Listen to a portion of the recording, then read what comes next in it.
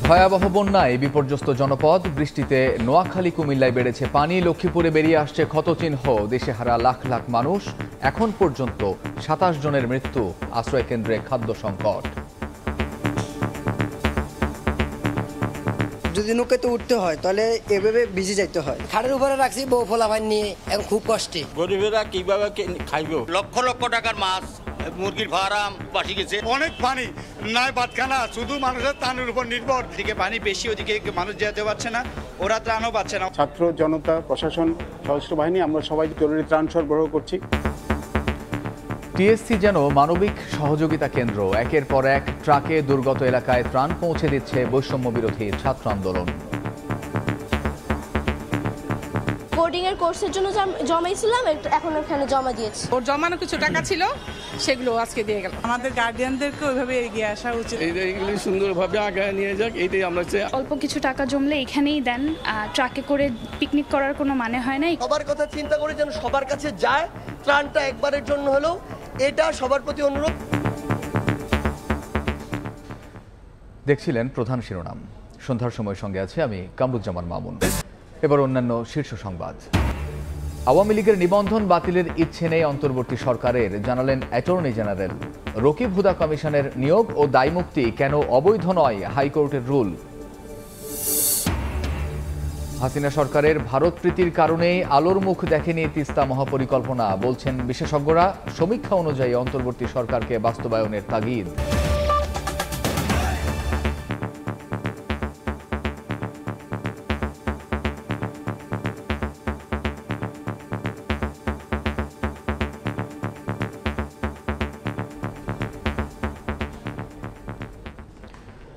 ভয়াবহ বন্যায় বিপর্যস্ত জনপদ, এখনও অপরিবর্তিত লক্ষ্মীপুরের পরিস্থিতি।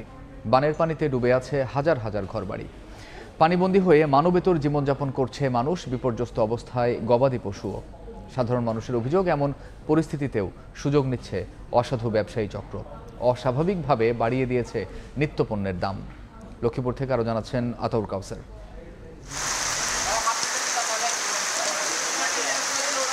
লক্ষ্মীপুর উপজেলার মান্দারি ইউনিয়নের ১ নম্বর ওয়ার্ডে এই মুহূর্তে আমরা আছি এবং গত এক সপ্তাহ ধরে এখানে পানি জমে আছে এমনটি জানিয়েছেন এলাকাবাসী, এবং তারা বলছেন নৌকা ছাড়া চলাচলের আর কোনো উপায় নেই। আর যার কারণে এই এক সপ্তাহ ধরে পানিবন্দী থাকার পরেও তারা কোনো ধরনের কোনো ত্রাণ পাননি, কোনো সাহায্য সহযোগিতা পাননি।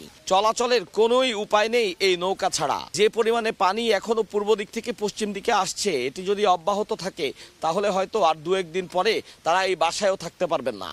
এই আশঙ্কা নিয়েই দিন যাচ্ছে তাদের। সাথে রয়েছে প্রচণ্ড ক্ষুধা, কারণ রান্না করার উপায় নেই, পাচ্ছেন না কোনো ত্রাণ।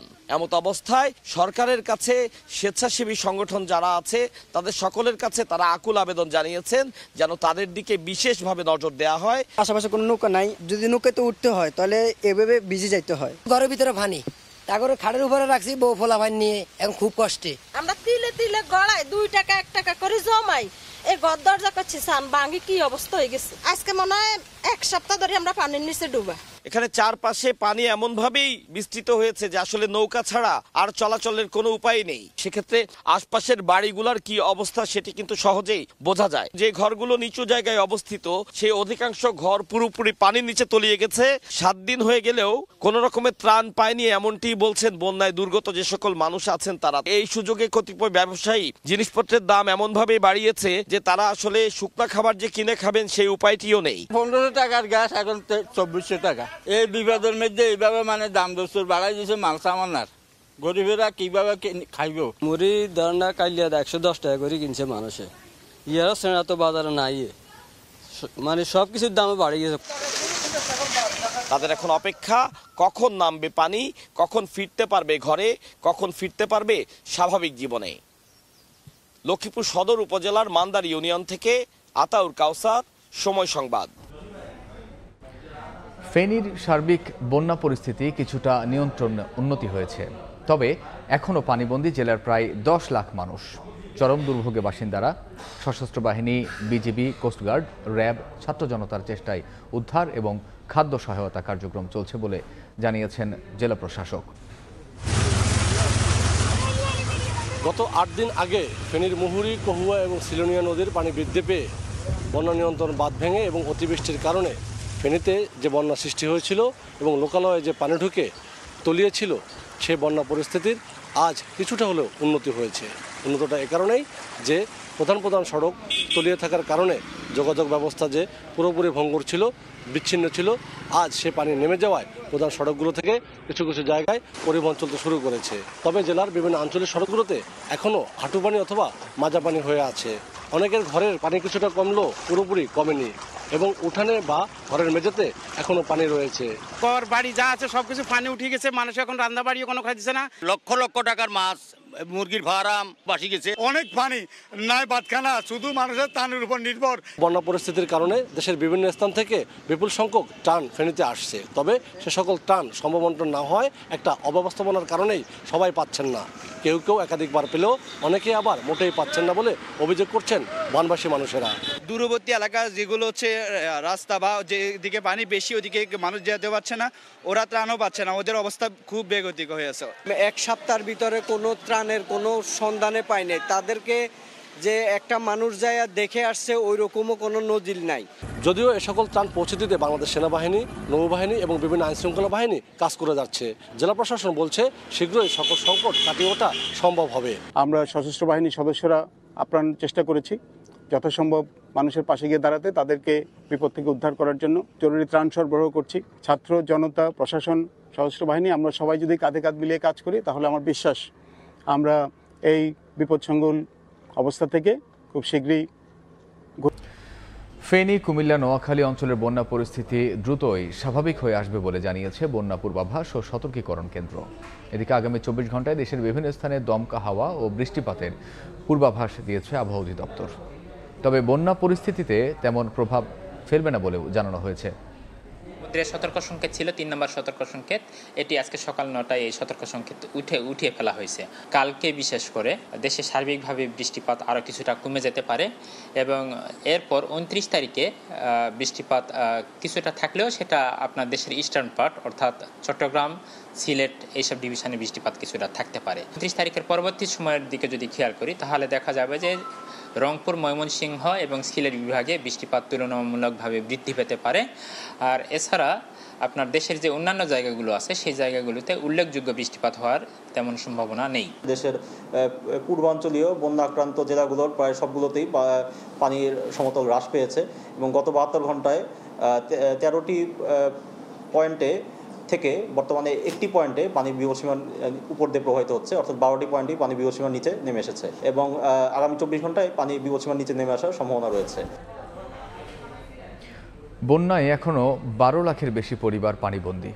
এ পর্যন্ত 27 জনের মৃত্যু ও 2 জন নিখোঁজ রয়েছেন। বন্যার্তদের সরকার, বৈষম্যবিরোধী ছাত্র আন্দোলন সহ বিভিন্ন বেসরকারি সংস্থা প্রতিদিন ত্রাণ সামগ্রী পৌঁছে দিচ্ছে। দুর্গম এলাকায় হেলিকপ্টারের মাধ্যমে সহযোগিতা পাঠানো হচ্ছে বলেও জানান দুর্যোগ ব্যবস্থাপনা ও ত্রাণ মন্ত্রণালয়ের উপদেষ্টা ফারুকি আজম। বন্যা কবলিত 11টি জেলার 74টি উপজেলায় এখনও পানিবন্দী 12,07,429টি পরিবার। ক্ষতিগ্রস্ত মানুষের সংখ্যা প্রায় 57 লাখ। সরকারি বেসরকারি বিভিন্ন সংস্থা ও বৈষম্য বিরোধী ছাত্র আন্দোলনের পক্ষ থেকে বিপুল পরিমাণ ত্রাণ সামগ্রী ও নগদ অর্থ বিতরণ করা হলেও প্রত্যন্ত ও দুর্গম এলাকায় ত্রাণ না পাওয়ার পাশাপাশি বিতরণে সমন্বয়হীনতার অভিযোগ রয়েছে। এ অবস্থায় দুপুরে সচিবালয়ে যৌথ সংবাদ সম্মেলনে বন্যা পরিস্থিতি ও ত্রাণ কার্যক্রম নিয়ে বিস্তারিত তুলে ধরা হয়। সাধারণ মানুষের দেয়া ত্রাণ সামগ্রী কিভাবে দুর্গত এলাকায় পৌঁছে দেওয়া হচ্ছে এসব তথ্য তুলে ধরেন বৈষম্য বিরোধী ছাত্র আন্দোলনের সমন্বয়ক ও এনজিও প্রতিনিধিরা। বাংলাদেশের মানুষের যে আসলে এক এবং অভিন্ন যে কোনো সংকট নিরসনে তারা যে রাজপথ থেকে শুরু করে সাহায্যের হাত বাড়িয়ে দিতে পারে সেটা কিন্তু আমাদের কাছে খুবই স্পষ্ট। 6 দিনে নগদ অর্থ কালেকশন হয়েছে 5,73,99,690 টাকা। এ সময় সবশেষ বন্যা পরিস্থিতি ও সার্বিক ক্ষয়ক্ষতির তথ্য জানান মন্ত্রণালয়ের অতিরিক্ত সচিব KM আলী রেজা। ক্ষতিগ্রস্ত লোকের সংখ্যা 56,19,375 জন। মৃতের সংখ্যা 27। পূর্বাঞ্চল এবং দক্ষিণ পূর্বাঞ্চলের অধিকাংশ জায়গাতেই পানি হ্রাস পাবে। এদিকে সরেজমিন ঘুরে দুর্গত এলাকার চিত্র তুলে ধরে দুর্যোগ ব্যবস্থাপনা ও ত্রাণ উপদেষ্টা জানান প্রত্যন্ত অঞ্চলে হেলিকপ্টারের মাধ্যমে ত্রাণ সামগ্রী পৌঁছে দেওয়া হচ্ছে। যে স্থান থেকে পানি নেমে যাচ্ছে সেই সমস্ত জায়গায় যাতে ত্রাণ পরিবহনের ব্যবস্থা করা যায় সেই উদ্যোগ গ্রহণ করেছে এবং অনেক ক্ষেত্রে যেখানে আরও দুর্গম এলাকা সেখানে সেনাবাহিনী এবং অন্যান্য বাহিনীরা হেলিকপ্টারের মাধ্যমে ত্রাণ পৌঁছাচ্ছে। বন্যা কবলিত প্রতিটি এলাকার ক্ষতিগ্রস্ত মানুষের জন্য পর্যাপ্ত ত্রাণ সামগ্রী মজুদ থাকার কথাও জানায় মন্ত্রণালয়। প্রসূন আশিস, সময় সংবাদ, ঢাকা। টানা ষষ্ঠ দিনের মতো ঢাকা বিশ্ববিদ্যালয়ের টিএসসিতে চলছে গণত্রাণ সংগ্রহ কার্যক্রম। ধর্মবর্ণ নির্বিশেষে দেশের বিভিন্ন জেলার বন্যা কবলিতদের পাশে দাঁড়াচ্ছেন নানা শ্রেণী পেশার মানুষ। পর্যাপ্ত জায়গা না থাকায় এদিন নগদ অর্থ ছাড়া কিছুই জমা নেওয়া হয়নি টিএসসি প্রাঙ্গণে। বন্যার্তদের জন্য ঢাকা বিশ্ববিদ্যালয়ে চলছে গণত্রাণ সংগ্রহ কর্মসূচি। মাত্র 5 দিনেই বিশ্ববিদ্যালয়ের বিভিন্ন প্রাঙ্গণ যেন এক একটি ত্রাণের পাহাড়। এখন পর্যন্ত মোট 6,77,00,000 টাকা সংগ্রহের পাশাপাশি জমা পড়েছে বিপুল পরিমাণ শুকনো খাবার, পানি, শিশু খাদ্য, কাপড়, ঔষধ সহ বিভিন্ন পণ্য। এসব ত্রাণ সামগ্রী পৌঁছেও যাচ্ছে নির্দিষ্ট গন্তব্যে। বৈষম্যহীন বাংলাদেশের আরও এক দৃষ্টান্ত ঢাকা বিশ্ববিদ্যালয়। যেসব জায়গায় আমাদের আওতার ভিতর আছে সেই জায়গাগুলো সেনাবাহিনী এবং আমাদের টিম রেস্কিউ টিমে কাজ করে এই সাপোর্টটা দিচ্ছে। যারা পানিবন্দী আছে তারা কি অনেক কষ্ট আছে, তাদের সুখের জন্য, তাদের একটু কাপড়ের জন্য, তাদের একটু শুকনো খাবারের জন্য আমরা কষ্ট এই কাজটা করতেছি। অল্প কিছু টাকা জমলে এখানেই দেন, ট্রাকে করে পিকনিক করার কোনো মানে হয় না। এখানে কাজ করেন, কোনোভাবে কাজ করলেই হয়। ওই এলাকার প্রশাসন হোক, যে মানুষগুলো ডিস্ট্রিবিউট করছে তারা হোক, তাদের প্রতি বিনীত নিবেদন, এই দুর্যোগকালীন সময় দয়া করে নীতি নৈতিকতা হারাবেন না, ব্যক্তিত্ববোধ হারাবেন না। বায়াসড হয়ে খালি নিজের কাছের কিছু মানুষ, নিজের পরিচিত কিছু এলাকা, এরকম জায়গায় বারবার না দিয়ে সবার কথা চিন্তা করে যেন সবার কাছে যায় ত্রাণটা একবারের জন্য হলেও, এটা সবার প্রতি অনুরোধ। পর্যাপ্ত জায়গা না থাকায় ষষ্ঠ দিনে এসে ত্রাণ সংগ্রহের স্থান টিএসসি থেকে সরিয়ে নেওয়া হয় জিমনেশিয়ামে। শুধুমাত্র আর্থিক সহায়তা দাতাদেরই আসতে দেওয়া হচ্ছে টিএসসি প্রাঙ্গণে। জন্মদিনের টাকা, কোর্সের ফি, আবার কেউ ব্যাংকে জমানো টাকা নিয়েই ভিড় করছেন টিএসসি চত্বরে। কোডিং এর কোর্সের জন্য জমাইছিলাম, এখন ওখানে জমা দিয়েছি। মেয়ে বলছে যে আমি আবার যাব, তো ওর জমানো কিছু টাকা ছিল সেগুলো আজকে দিয়ে গেল। আমাদের ছাত্ররা যেভাবে এগিয়ে আসতেছে, আমাদের গার্ডিয়ানদেরকে ওইভাবে এগিয়ে আসা উচিত। এইগুলি সুন্দরভাবে আগায় নিয়ে যাক, এইটাই আমরা আর হানাহানি মারামারি দেখতে চাই না। সবাই বলছেন বানভাসী মানুষের পাশে দাঁড়ানোর মধ্য দিয়ে সূচনা হলো নতুন এক বাংলাদেশের, যোগাচ্ছে সাহসও। মেহেদী হাসান, সময় সংবাদ, ঢাকা। সরকার পতনের 3 সপ্তাহের মাথায় আটক হলেন সাবেক তথ্য সম্প্রচার প্রতিমন্ত্রী মোহাম্মদ আলী আরাফাত। গুলশান থেকে তাকে আটক করা হয়েছে। ছাত্র জনতার প্রবল আন্দোলনের মুখে গেল 5 আগস্ট আওয়ামী লীগ সরকারের পদত্যাগের পর এই নীতি নির্ধারককে জনসম্মুখে দেখা যায়নি। পেশায় শিক্ষক মোহাম্মদ আরাফাত দ্বাদশ জাতীয় সংসদ নির্বাচনের পর সাবেক প্রধানমন্ত্রী শেখ হাসিনার মন্ত্রিসভায় প্রতিমন্ত্রী হিসেবে দায়িত্ব পান। সরকারের বাইরেও দলের থিঙ্ক ট্যাঙ্ক হিসেবে কাজ করছিলেন তিনি। কোটা সংস্কার আন্দোলনের সময় বিতর্কিত ভূমিকার জন্য ব্যাপক রোষানলেও পড়েছিলেন। এরই মধ্যে ছাত্র নিহতের ঘটনায় হত্যা মামলার আসামি হিসেবে নাম এসেছে আরাফাতের।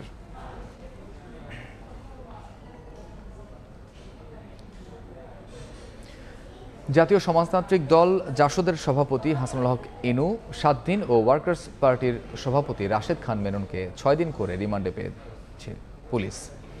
বিকেলে ডিবি কার্যালয় থেকে সিএমএম আদালতে তোলা হলে শুনানি শেষে তাদের রিমান্ড মঞ্জুর করেন বিচারক। সোমবার রাজধানীর উত্তরা থেকে ইনুকে গ্রেফতার করা হয়।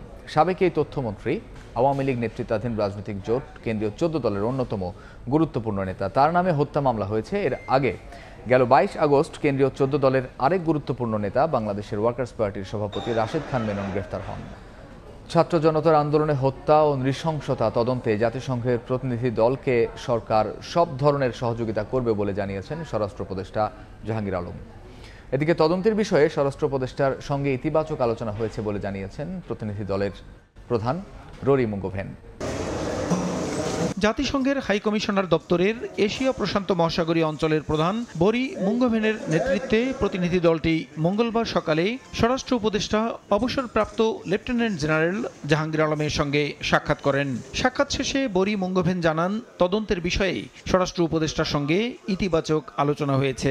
Really to discuss the ways in which the UN could conduct an investigation and fact-finding into what's happened in the past 2 months, as requested by the interim government, but also looking at some of the areas we could assist and support the interim government and people of Bangladesh going forward. So, এ বিষয়ে স্বরাষ্ট্র উপদেষ্টা বলেন, তদন্ত কাজে জাতিসংঘ প্রতিনিধি দলকে সব ধরনের সহযোগিতা করবে সরকার। জাতিসংঘ মিশনে বাংলাদেশ থেকে বিভিন্ন বাহিনীর আরও সদস্য নেয়ার প্রস্তাব দেওয়ার কথাও জানান স্বরাষ্ট্র উপদেষ্টা। আমরা তাদের অ্যাসিওর করছি যে কোনো ব্যাপারে যে কোনো ধরনের সাহায্য সহযোগিতা দরকার আমরা তাদের সাহায্য সহযোগিতা করব।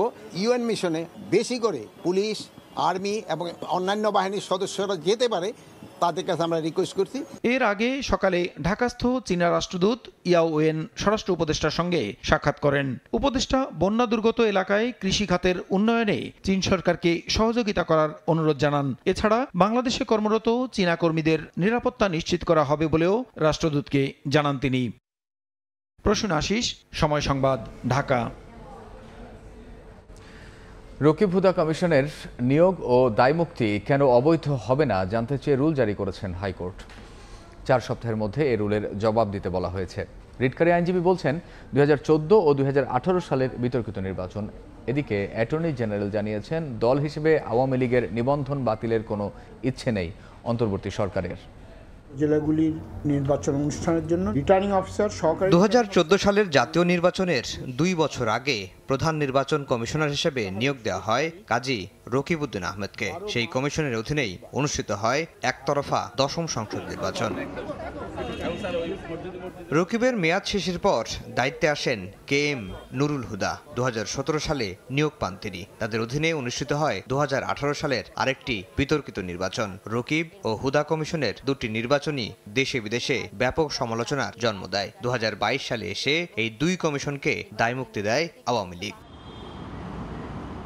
মঙ্গলবার দায়মুক্তির বিধান চ্যালেঞ্জ করে করা রিটের শুনানি হয়। শুনানি শেষে তাদের নিয়োগ ও দায়মুক্তি কেন অবৈধ হবে না জানতে চেয়ে রুল জারি করেন হাইকোর্ট। রিটকারীদের আইনজীবী বলছেন, চূড়ান্ত শুনানিতে তাদের নিয়োগ অবৈধ হলে প্রশ্ন উঠবে তাদের অধীনে হওয়া 14-18 নির্বাচন নিয়েও।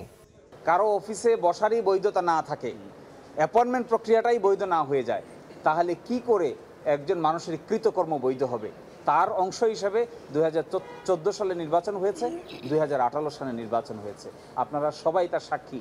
দুনিয়া জুড়ে 2014 সালের নির্বাচন, 2018 সালের নির্বাচন নিয়ে প্রশ্ন উত্থাপিত হয়েছে। এদিকে আওয়ামী লীগের নিবন্ধন বাতিল চেয়ে করা রিটের শুনানিতে রাষ্ট্রের প্রধান আইন কর্মকর্তা হাইকোর্টকে বলেছেন, আওয়ামী লীগের নিবন্ধন বাতিলের কোনো ইচ্ছে নেই বর্তমান সরকারের। একই সঙ্গে ব্যক্তির অপরাধের দায় সংগঠনের উপর দেওয়ার পক্ষে নন তিনি।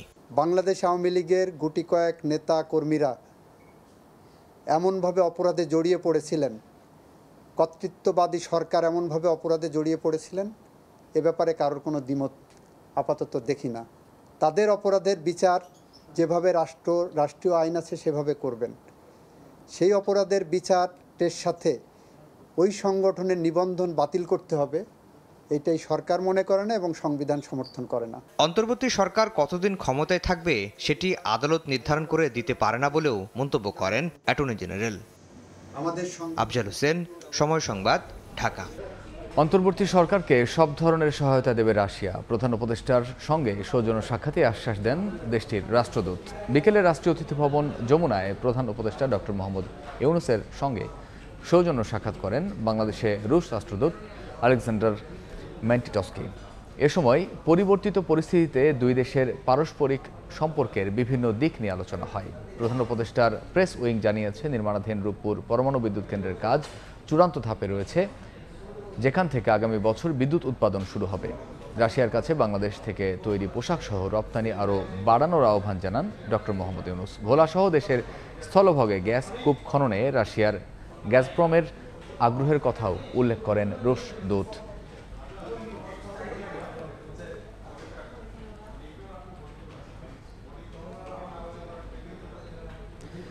তত্ত্বাবধায়ক সরকার ব্যবস্থা ফিরিয়ে আনতে সংবিধানের 13 সংশোধনী বাতিলের রায়ের বিরুদ্ধে আপিল বিভাগে রিভিউ আবেদন করা হয়েছে। মঙ্গলবার প্রায় 800 পৃষ্ঠার রিভিউ আবেদনটি আপিল বিভাগে জমা দেওয়া হয়। 2011 সালের 10 মে তত্ত্বাবধায়ক সরকার ব্যবস্থা প্রবর্তনে করা সংবিধানের 13 সংশোধনী অবৈধ ঘোষণা করে তা বাতিল করেন সুপ্রিম কোর্টের আপিল বিভাগ। তবে 10ম এবং 11তম সংসদ নির্বাচন তত্ত্বাবধায়ক সরকারের অধীনে হতে পারে বলে সংক্ষিপ্ত রায়ে মত দেওয়া হয়। পূর্ণাঙ্গ রায় প্রকাশের আগে তড়িঘড়ি করে ত্রয়োদশ সংশোধনী বাতিল করে আওয়ামী লীগ সরকার। যদিও পূর্ণাঙ্গ রায়ে 2 মেয়াদে তত্ত্বাবধায়ক সরকারের অধীনে নির্বাচনের কথা বাদ দেন তৎকালীন প্রধান বিচারপতি ABM খায়রুল হক।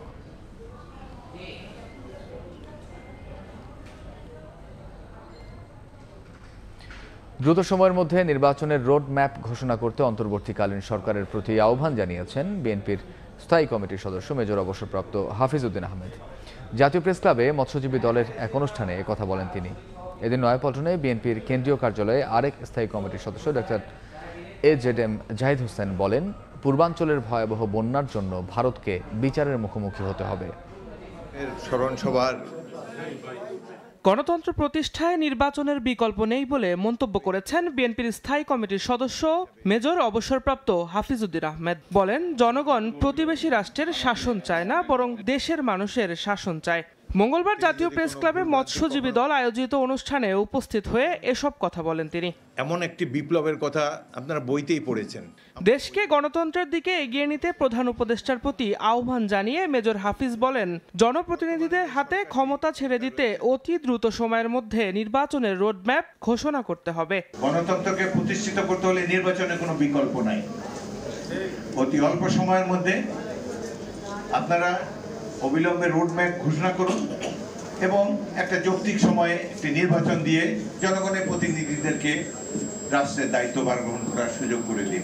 আমরা প্রতিবেশী রাষ্ট্রের শাসনও চাই না, অন্য কোনো শক্তিরও শাসন চাই না, জনগণের শাসন চাই। সেনানিবাসে আশ্রয় নেওয়া ব্যক্তিদের তালিকা প্রকাশ করতে হবে উল্লেখ করে তিনি বলেন, ক্যান্টনমেন্ট কখনো দুর্বৃত্তদের আশ্রয়ের জায়গা হতে পারে না। ছাত্রলীগ যুবলীগের নেতাকর্মীরা রোববার আনসার বাহিনীর বেশে সচিবালয়ে আক্রমণ চালিয়েছে বলেও অভিযোগ করেন মেজর হাফিজ উদ্দিন আহমেদ। সচিবালয় এবং উপদেষ্টাদেরকে ঘেরাও করে রেখেছে। এটি কোনো আনসার বাহিনী নয়। যুবলীগ, আওয়ামী লীগ, ছাত্রলীগের ক্যাডাররা পোশাক পরে, স্বেচ্ছাসেবক লীগ, অন্যান্য লীগ, এইসব লীগেরা পতিত সরকারকে পুনর্বাসিত করার জন্য, গণ বিপ্লবের বিজয়ী একটি সরকারকে ঘেরাও করার জন্য তারা এই উদ্যোগ নিয়েছে।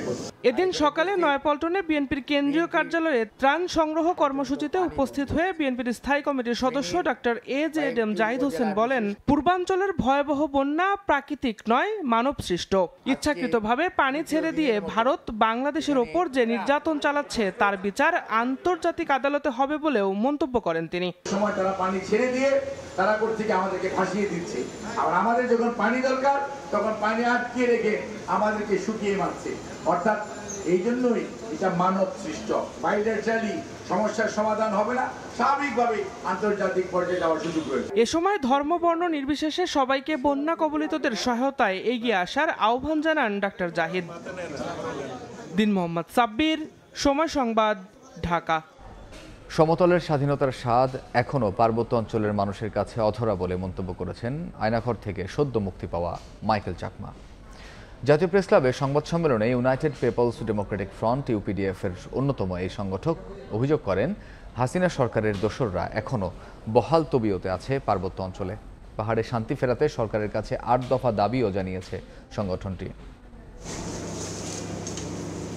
পার্বত্য অঞ্চলের সংগঠন United Peoples Democratic Front UPDF এর সংগঠক মাইকেল চাকমা সদ্য মুক্তি পেয়েছেন আয়নাঘর থেকে। মঙ্গলবার জাতীয় প্রেস ক্লাবে আয়োজিত সংবাদ সম্মেলনে তার উপর ঘটে যাওয়া অমানবিক নির্যাতনের বর্ণনা দেন তিনি। এটুকু আমি বলতে পারি ওই আয়নাঘর সম্বন্ধে, সেটা হচ্ছে অনেক একটা অমানবিক। হিটলার যেভাবে কনসেন্ট্রেশন ক্যাম্পের লোকজনকে ধরে নিয়ে রাখতো, ঠিক সেরকমই একটা আমরা ধরে নিতে পারি যে সেরকম একটা জায়গা যেখানে মানুষকে তার সমস্ত মানবাধিকার থেকে লঙ্ঘন করে তাকে অমানবিক চরম অমানবিক অবস্থায় রাখা হয়। ছাত্র জনতার অভ্যুত্থানে বাংলাদেশ স্বাধীনতার স্বাদ পেলেও পার্বত্য অঞ্চল এখনো অন্ধকারেই রয়ে গেছে বলে মনে করেন মাইকেল চাকমা। দেশের মানুষ এখন মুক্ত হাওয়ায় প্রাণ ভরে শ্বাস নিতে পারছে, কিন্তু দুঃখের সাথে বলতে হচ্ছে পার্বত্য চট্টগ্রামের জনগণ এখনো স্বাধীনতার সে স্বাদ পায়নি।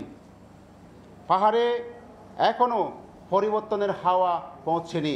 আওয়ামী সরকারের আমলে যে শান্তি চুক্তি হয় তার মধ্য দিয়ে পাহাড়ে শান্তি ফেরেনি বলেও অভিযোগ করেন মাইকেল চাকমা। পার্বত্য অঞ্চলে সংগঠিত সকল হত্যার বিচারের জন্য বিশেষ ট্রাইব্যুনাল এবং বিচার প্রক্রিয়ায় জাতিসংঘকে যুক্তের আহ্বান জানান তিনি।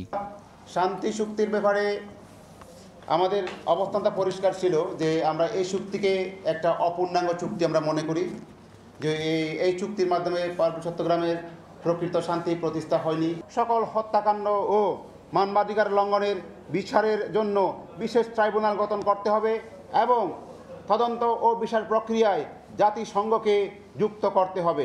ইউপিডিএফের সকল কারাবন্দীদের মুক্তিও চান মাইকেল চাকমা। গত 15 বছরের শাসনামলে ইউপিডিএফকে স্বাভাবিক গণতান্ত্রিক কার্যক্রম চালাতে দেওয়া হয়নি। নিবিড় সাহা, সময় সংবাদ, ঢাকা।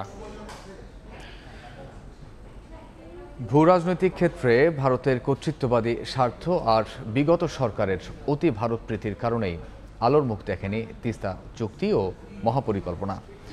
বিশেষজ্ঞরা বলছেন, অভিন্ন নদীর উজানে নানা প্রকল্প নিয়ে ভারত আন্তর্জাতিক আইন লঙ্ঘন করছে। বাংলাদেশের উচিত জাতিসংঘে এর প্রতিকার দাবি করা। একই সঙ্গে সমীক্ষা অনুযায়ী বর্তমান সরকারের তিস্তা মহাপরিকল্পনা বাস্তবায়নে খুব দ্রুতই উদ্যোগ নেয়া। শাকিল মাহমুদের ক্যামেরায় নাজমুল ইসলাম নিশাতের রিপোর্ট। 1997 সালে জাতিসংঘ পানি প্রবাহ কনভেনশন অনুযায়ী অভিন্ন নদীর পানি এমনভাবে ব্যবহার করা যাবে না যাতে ভাটির দেশ ক্ষতিগ্রস্ত হয়।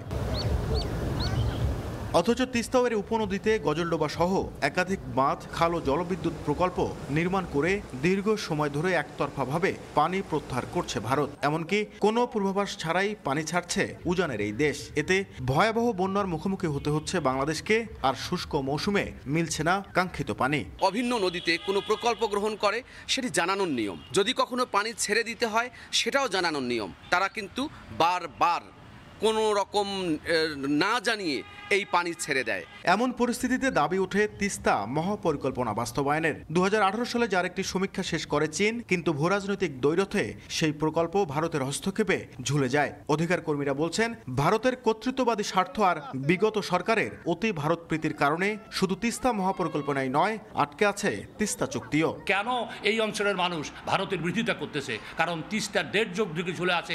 এখানে আমাদের দেশের যে স্বার্থ, বন্ধুত্বমূলক স্বার্থ এখানে রূপান্তরিত হয় নাই, কর্তৃত্ববাদী স্বার্থ রূপান্তরিত হয়েছে। ভারতের এমন আগ্রাসী নীতির কারণে মারাত্মক সংকটে উত্তরের জনজীবন, চাষাবাদ, প্রাণবৈচিত্র্য সহ সামগ্রিক পরিবেশ। প্রত্যাশা, বর্তমান সরকারের হাত ধরেই বাস্তবায়নের পথে হাঁটবে উত্তরের কোটি মানুষের স্বপ্ন তিস্তা মহাপরিকল্পনা। একই সঙ্গে আলোর মুখ দেখবে তিস্তা চুক্তিও।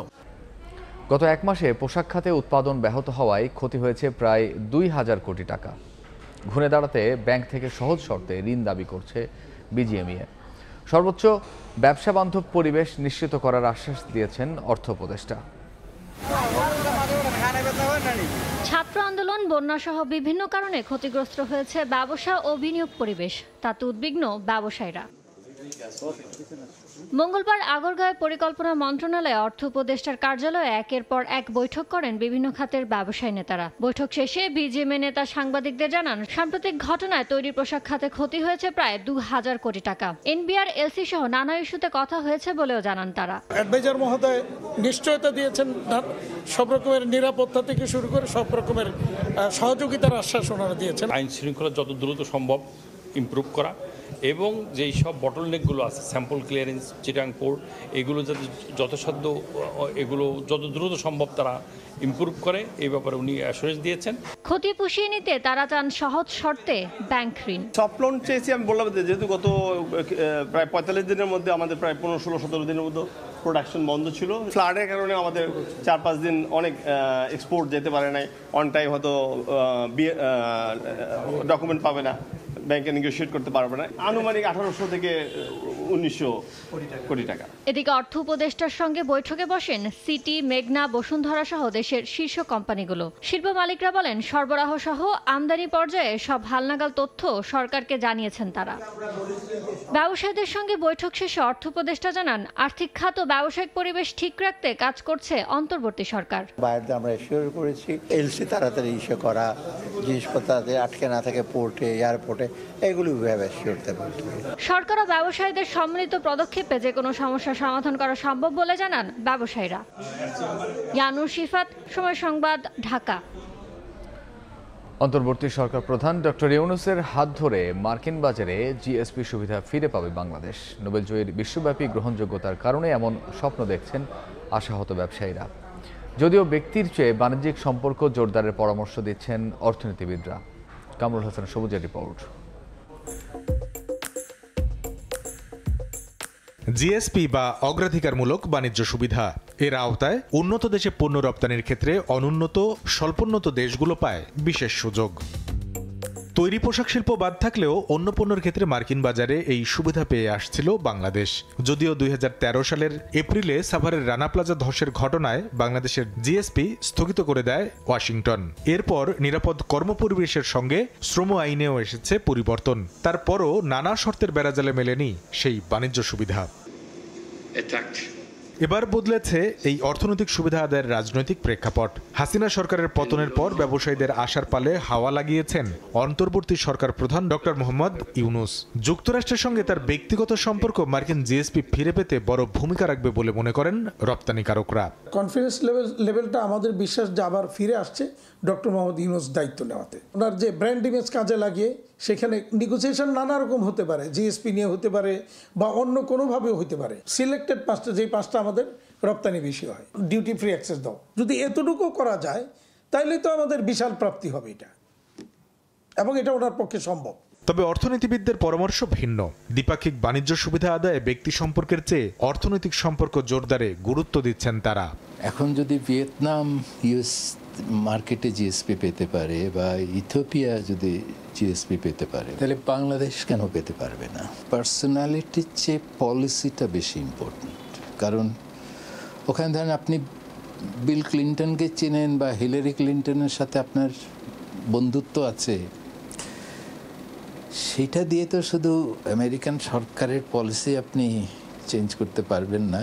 যেখানে হয়তো আপনি একটু তাড়াতাড়ি করতে পারবেন, কিন্তু ওদের যে ক্রাইটেরিয়াগুলি আছে সেটা তো আপনাকে স্যাটিসফাই করতে হবে। কারণ আমেরিকান সরকারও তো, তাদেরও তো অভ্যন্তরীণ একটা কনস্টিটিউয়েন্সি আছে। নতুন করে মার্কিন জিএসপি ইস্যুতে এবার যেন অগ্রাধিকার পায় তৈরি পোশাক খাত, সেই দাবিও ব্যবসায়ীদের। কারণ ইউরোপের পরই বাংলাদেশি তৈরি পোশাকের বৃহত্তম বাজার মার্কিন যুক্তরাষ্ট্র। আমরা কিন্তু গার্মেন্টে আমেরিকায় জিএসপি কখনো পাইনি। কামরুল হাসান সবুজ, সময় সংবাদ। এ পর্যায়ে শীর্ষ সংবাদ জানিয়ে দিচ্ছি আরেকবার। ভয়াবহ বন্যায় বিপর্যস্ত জনপদ। নোয়াখালী, কুমিল্লায় বেড়েছে পানি। লক্ষ্মীপুরে বেরিয়ে আসছে ক্ষতচিহ্ন। এখন পর্যন্ত 27 জনের মৃত্যু। টিএসসি যেন গণত্রাণ কেন্দ্র।